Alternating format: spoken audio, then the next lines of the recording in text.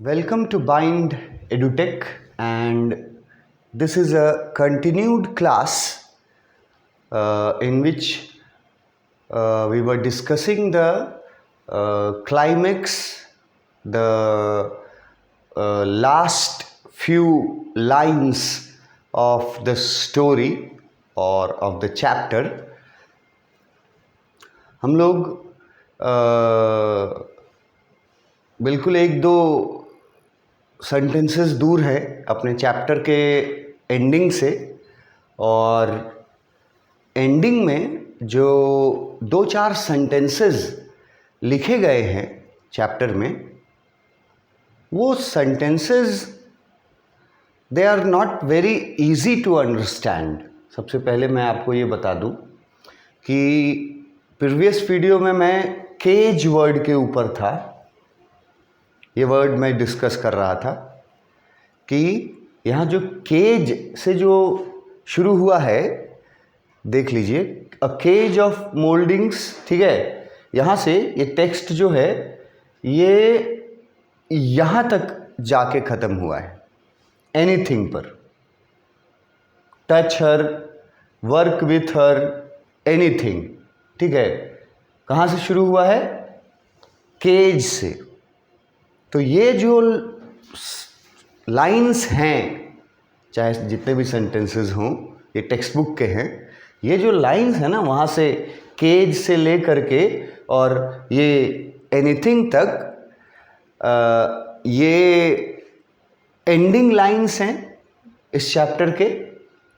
लेकिन ये भी एक फैक्ट है कि ये लाइंस बाकी चैप्टर के लाइंस में जितने भी थे उनमें से सबसे ज़्यादा सिंबॉलिक वर्ड मैंने यूज़ किया था पिछले वीडियो में, कि इस लाइन में लिखी हुई बातें जो है ना, वो बिल्कुल बहुत सिंबॉलिक बातें लिखी गई हैं. बहुत डेप्थ में जा कर के बहुत डेप्थ की बातें लिखी गई. मतलब बातों में बहुत गहराई है यहाँ के सेंटेंसेस में. ये मैं पढ़ाने से पहले इसलिए बता दे रहा हूँ ताकि आपको ये बात पता रहे कि जो सबसे ज़्यादा फोकस करने वाला जो जगह है,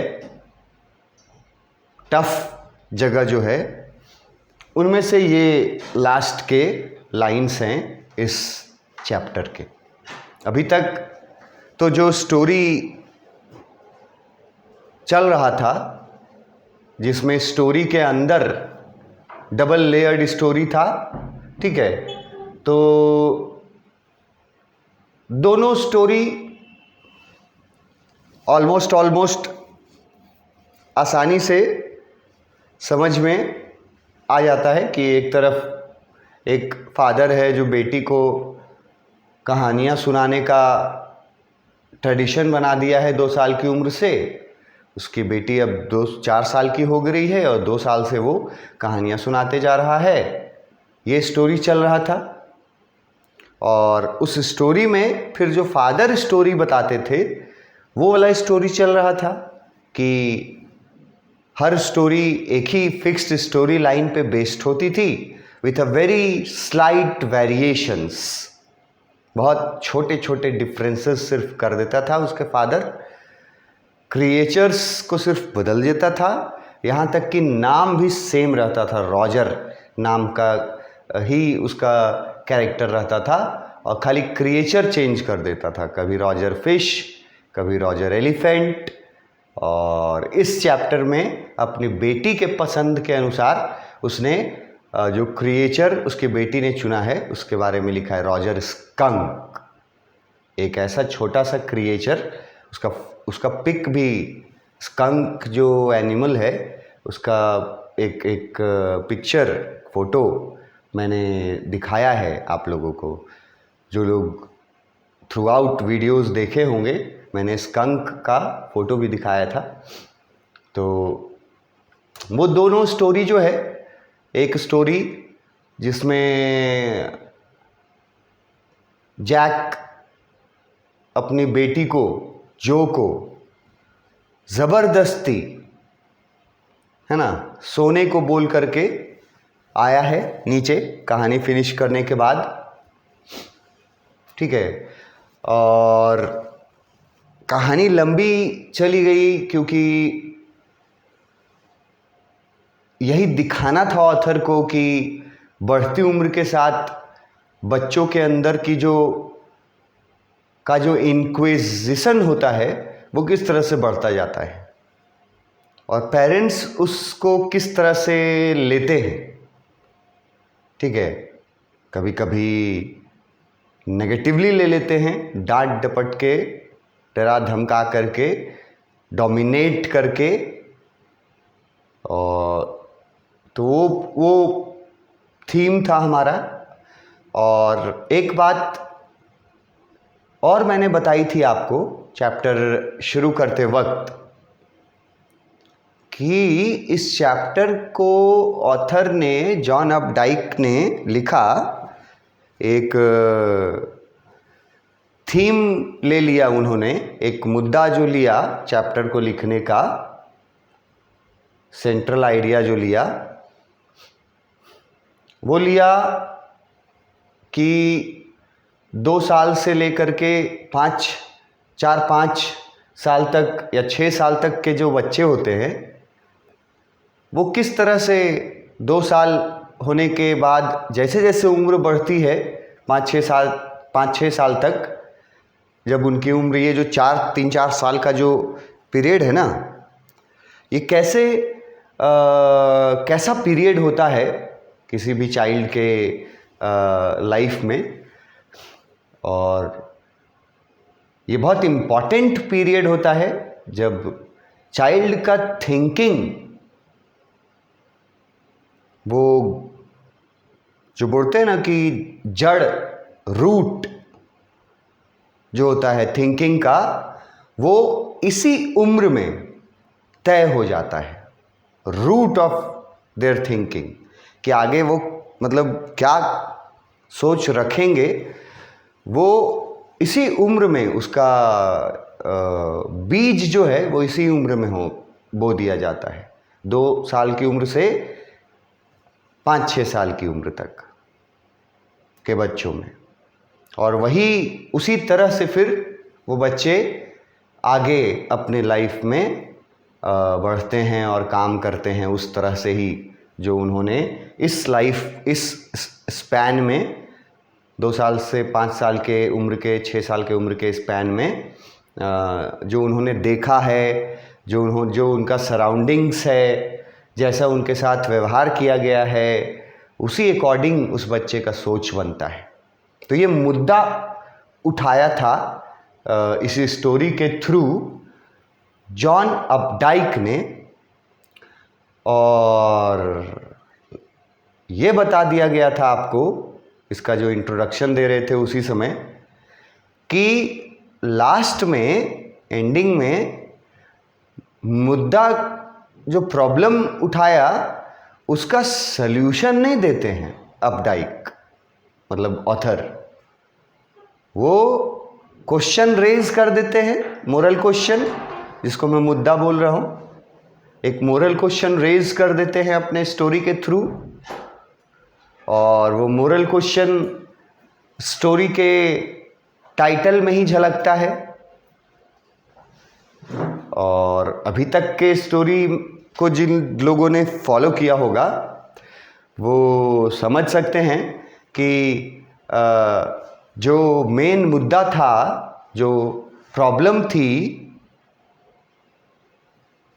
जिसको उठाना था समाज के सामने, जिस बात को, वो बात तो अभी तक ऑलमोस्ट क्लियर हो चुका है स्टोरी में, है ना। वो बात था कि फादर,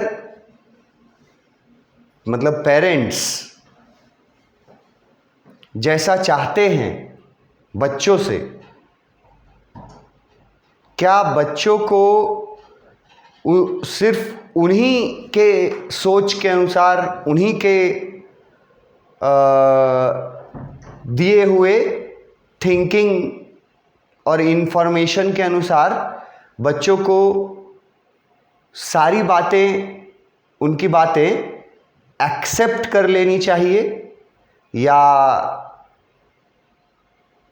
अगर बच्चे के तरफ से कोई डिमांड होता है तो पेरेंट्स को क्या करना चाहिए, पेरेंट्स को किस तरह से उसको हैंडल करना चाहिए, ये क्वेश्चन रेज किया गया था। और जो मैं बोलना चाह रहा था कि क्वेश्चन को का सल्यूशन नहीं दिया, ये मैंने टॉपिक में ही बता दिया था शुरू में ही एकदम, कि यहाँ पे सवाल उठा करके और सिर्फ छोड़ दिया जाएगा, क्वेश्चन मार्क लगा करके चैप्टर पढ़ने के बाद एक क्वेश्चन मार्क लग जाएगा कि क्या सही था, कौन सही था।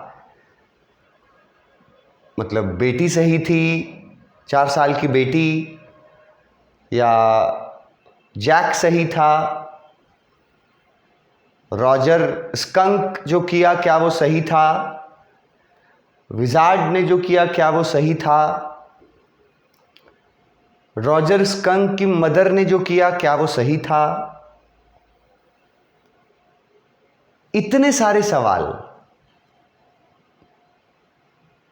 आपके स्टोरी पढ़ने के बाद, स्टोरी खत्म होने के बाद, इतने सारे सवाल जो हैं वो रेज करके फिर छोड़ दिया है जॉन अपडाइक ने रीडर्स के ऊपर कि आप अपने दृष्टिकोण से, अब आप सोचते रहिए कि कौन सही था कौन गलत था, हम नहीं बताएंगे, मतलब ऑथर ने बताएगा कि ये सही था और जो सही थी ऐसे वैसे। तो लास्ट में इसका थीम में ही ये बता दिया गया था कि बहुत सारे सवाल खड़े करके, मोरल इश्यू खड़ा करके, और उसको, उसका सॉल्यूशन जो है वो रीडर्स पे छोड़ देते हैं जॉन अपडाइक जो इसके ऑथर हैं। तो ऐसा ही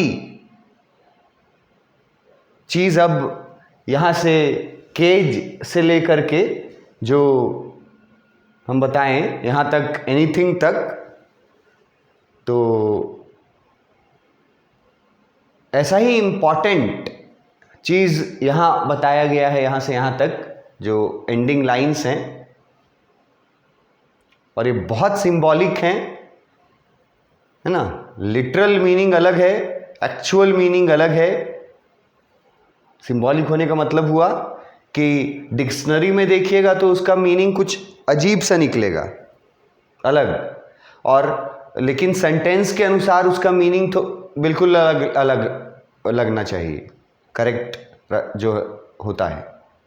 तो डिक्शनरी लेकर के आप शब्दों का अर्थ जान सकते हैं, देखते हैं, पर हर सेंटेंस में एक शब्द का एक ही मतलब निकले ऐसा बिल्कुल नहीं है। इंग्लिश में तो ऑलमोस्ट हमको लगता है अनकाउंटेबल ऐसे वर्ड्स होंगे जिनका इस्तेमाल अलग अलग जगह अलग अलग मीनिंग्स के लिए होता है। ठीक है, अलग अलग जगह अलग अलग मीनिंग्स के लिए होता है। तो वैसे ही बहुत सारे पॉइंट्स यहाँ भी हैं जिसमें अलग अलग मीनिंग्स हैं। इन बातों में जो लिखा गया है, ठीक है, वो उनका वो सिंबॉलिक हैं, मतलब जो लिखा गया है उसी को ट्रांसलेट करके, अनुवाद करके आप उसके डेप्थ तक नहीं पहुंच पाइएगा, या शायद कुछ ना समझ पाइएगा ट्रांसलेट करके, क्योंकि बोली गई है, जो लिखी गई बात है, उसका अर्थ जो है, उसका भावार्थ क्या है, वो जानना ज़रूरी है एंडिंग के लाइंस का। ठीक है, तो केज वर्ड से शुरू किया। बताया गया कि उसकी पत्नी बहुत हार्ड वर्क कर रही थी और ये वर्ड से एक्सट्रीमली टायर्डनेस वर्ड से बिल्कुल कंफ्यूज मत होना। मैंने बताया था कि ऐसा नहीं है कि हार्ड वर्क करने की वजह से उसकी वाइफ टायर्ड हो गई थी। ये टायर्डनेस वर्ड जो है वो किसके लिए है? जैक के लिए है। फादर जैक वो बहुत थकावट महसूस कर रहा था, ठीक है, और मेहनत का काम कर रही थी पत्नी क्लेयर, अ 6 month प्रेग्नेंट वुमेन, ठीक है, जो नहीं करना चाहिए उसको उतना भारी भारी काम। तो वो वुड वर्क्स कर रही थी। उसी समय ये केज वर्ड आया, ठीक है। तो केज वर्ड को सबसे पहले तो एकदम ये दिमाग से निकाल देना कि वहाँ पर कुछ ऐसा कोई केज रखा हुआ होगा जिसको भी साफ सफाई या पेंटिंग किया जा रहा होगा। ऐसा नहीं है, उसको हटा दो। पहले उसके आगे पढ़ लो, तब फिर केज का मतलब बताएंगे कि क्या यहाँ पर होना चाहिए। यहाँ है मोल्डिंग्स।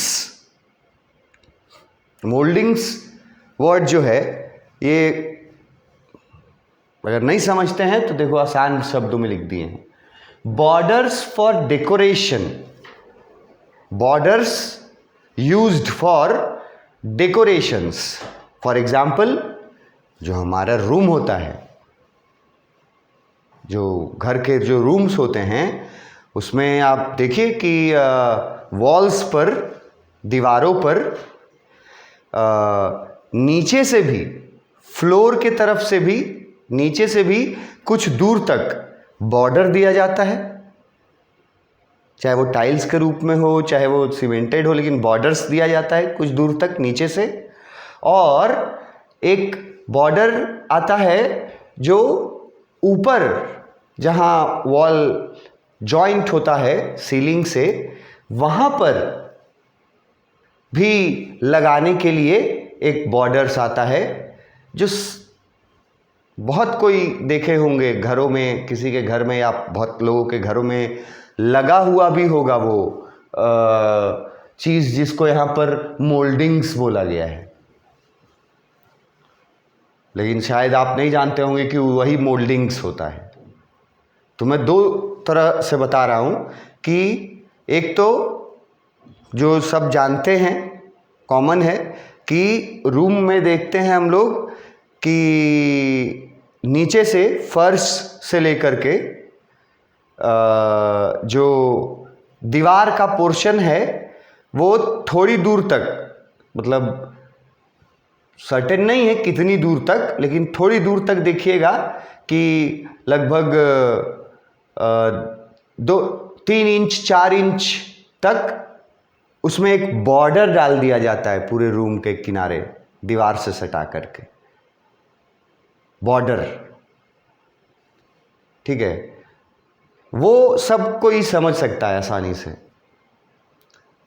वो बॉर्डर कभी कभी टाइल्स का हो सकता है, मार्बल्स का हो सकता है, या सीमेंटेड ही हो सकता है, लेकिन वो बॉर्डर्स होता है। उस बॉर्डर को भी मोल्डिंग बोलते हैं। लेकिन एक और बॉर्डर होता है, सेम उसी तरह जैसे नीचे फ्लोर के लिए है, तो ऊपर जहाँ सीलिंग और दीवार का जो जॉइंट है, वहाँ पे भी ऐसा ही 3-4 इंच के बॉर्डर्स दिए जाते हैं पूरे ऊपर, रेलिंग मतलब सीलिंग से सटा हुआ पूरे रूम में। और उस बॉर्डर को और नीचे वाले बॉर्डर को, दोनों बॉर्डर को क्या बोलते हैं?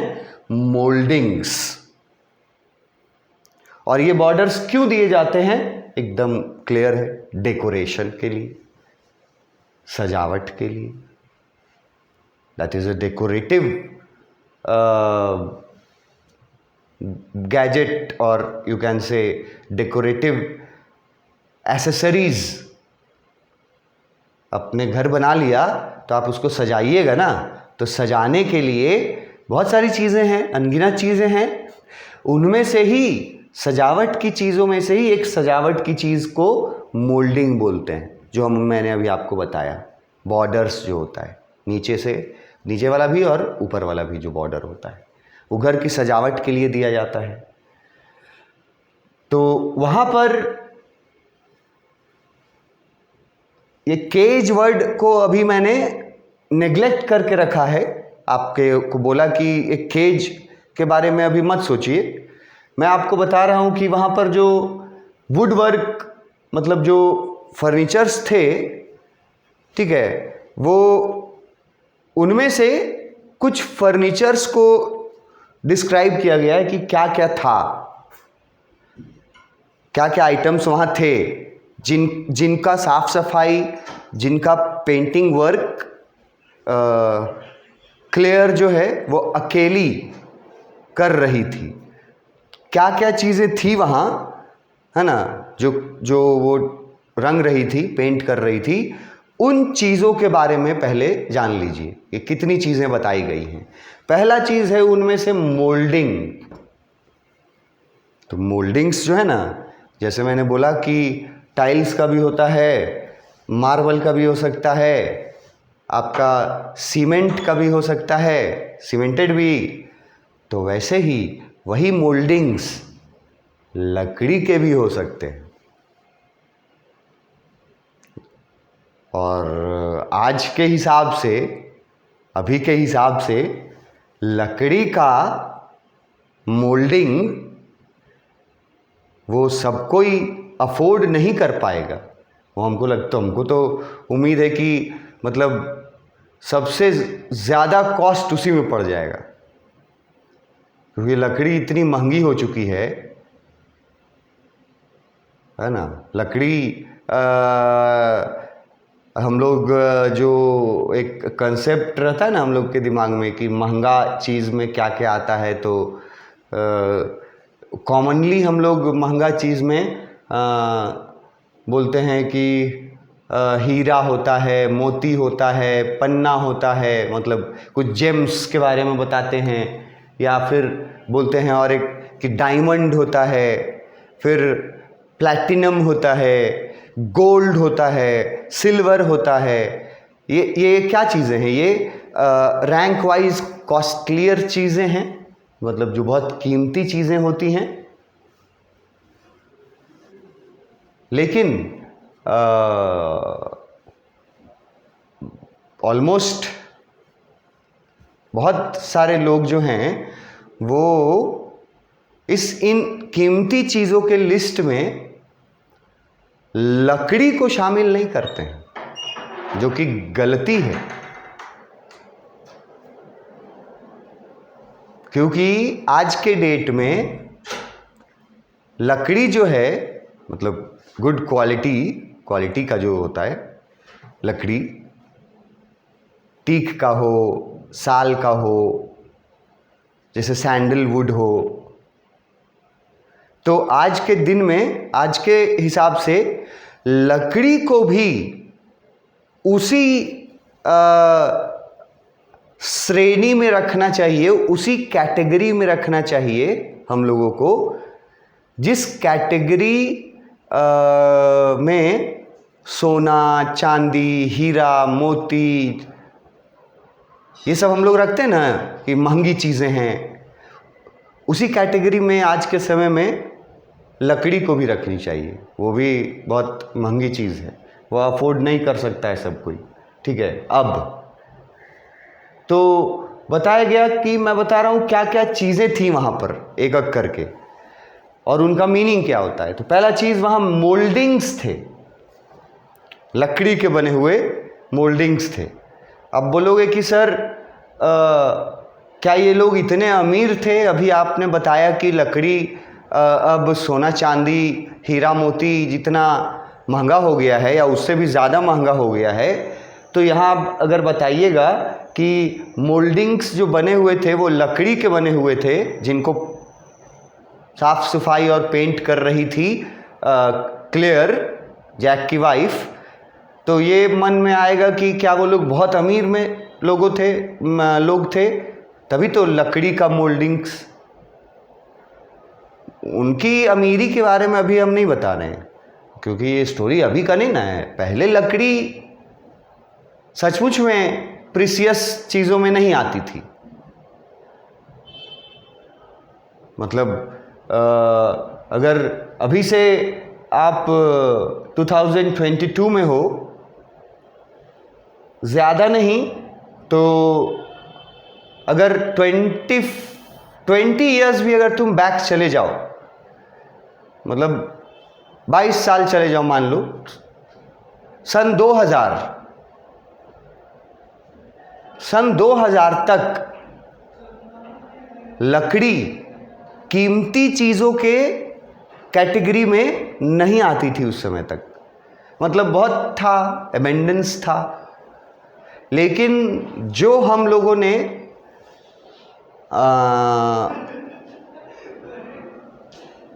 डेवलपमेंट के नाम पर जो हम लोगों ने जंगल क्लियर किए, जो डिफॉरेस्टेशन किया, उसका ये नतीजा है कि आज 22 साल 25 साल बाद लकड़ी जो है वो भी सोना चांदी हीरा मोती जैसे कॉस्टलियर चीज़ों के श्रेणी में आती है।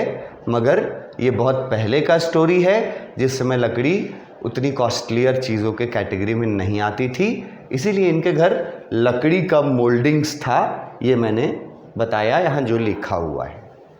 और क्या क्या था लिखा हुआ? एक रेल्स, ये वर्ड भी समझ लो। रेल वर्ड यहाँ है रेलिंग। किस चीज़ का रेलिंग? सीढ़ी जो अपस्टेयर्स जाता है, जिस सीढ़ी से चढ़ के ऊपर जाते हैं फर्स्ट फ्लोर पे, तो उस पर एक रेलिंग लगा होता है ना। तो रेलिंग तो डिफरेंट चीज़ों का सब आप लोगों ने देखा होगा अलग अलग घर में।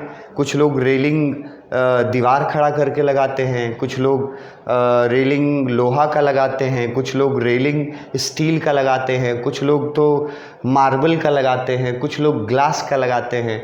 तो यहाँ रेल वो है, रेलिंग जो लगाया जाता है, ठीक है।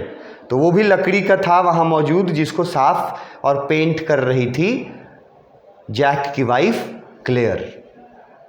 और कौन कौन सी चीज़ें थीं, और फिर इन सारी चीज़ों को मिला करके ये केज वर्ड क्यों यूज़ किया गया, ये हम लोग अपने नेक्स्ट वीडियो में, कंक्लूसिव वीडियो हमारा होना चाहिए वो इस चैप्टर का, तो उस वीडियो में हम लोग देखेंगे। Thank you.